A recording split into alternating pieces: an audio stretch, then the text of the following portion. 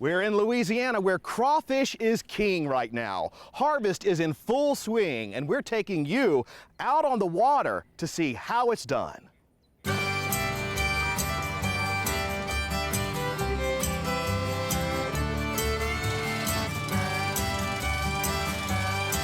On any day between October and June, you're likely to find multiple members of the Benoit family working the fields on their Louisiana farm, hauling in a catch of red swamp crawfish.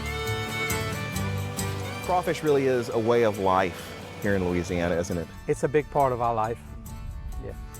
What would you do without it? I don't know.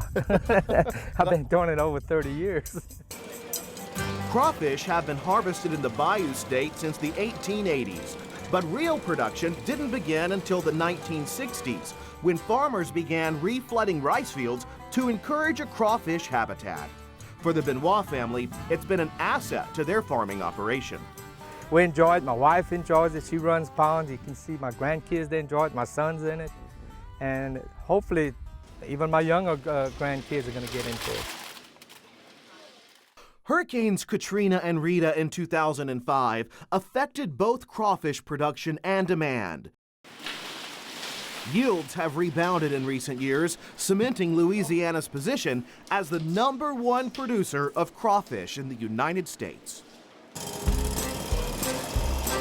Using a boat powered by a hydraulic wheel, the Benoits farm 1,000 acres, about 3 hours west of New Orleans.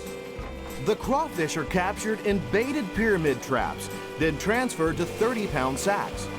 On a good day, the family will harvest 400 to 600 pounds of crawfish.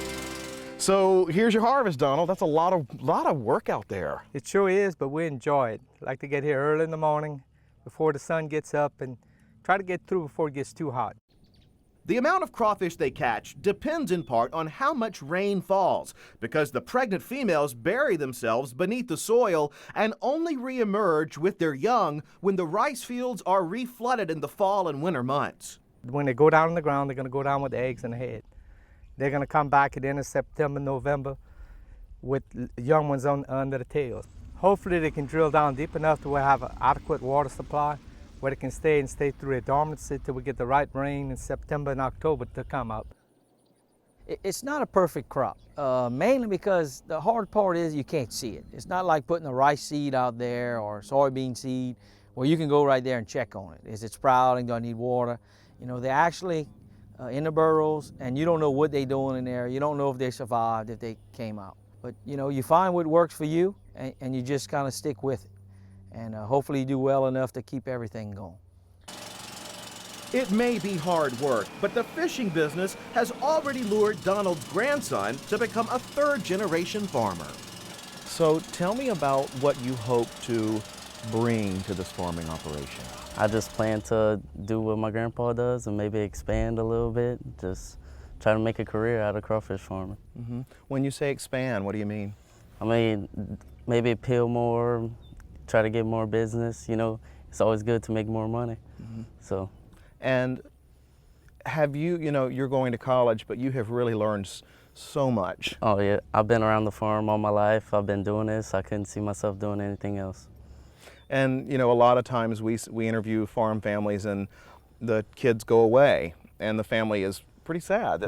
But you get to come back and work with your family. Yeah. What does that mean to you? That means a lot to me. Family means everything, and I wouldn't be more grateful than to work with my grandpa and follow. Even younger brother Gavin, who's been doing much of the heavy lifting on this harvest, finds the job to be fun. I enjoy this because you really get to hang out with your family and friends, and it just means a lot to me.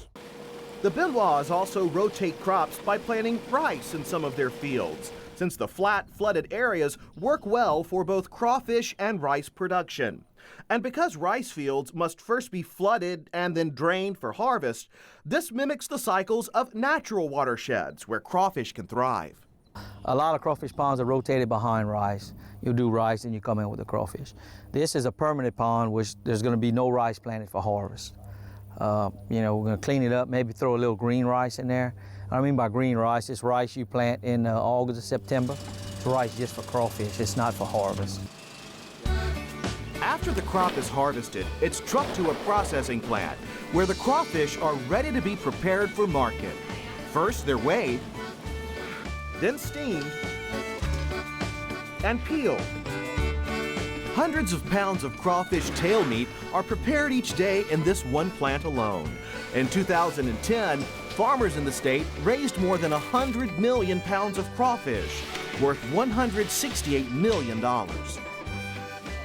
The finished product is then sealed into 1-pound bags, where it's shipped to supermarkets, restaurants, and sold to customers. I need 3 crawfish eggs if they go.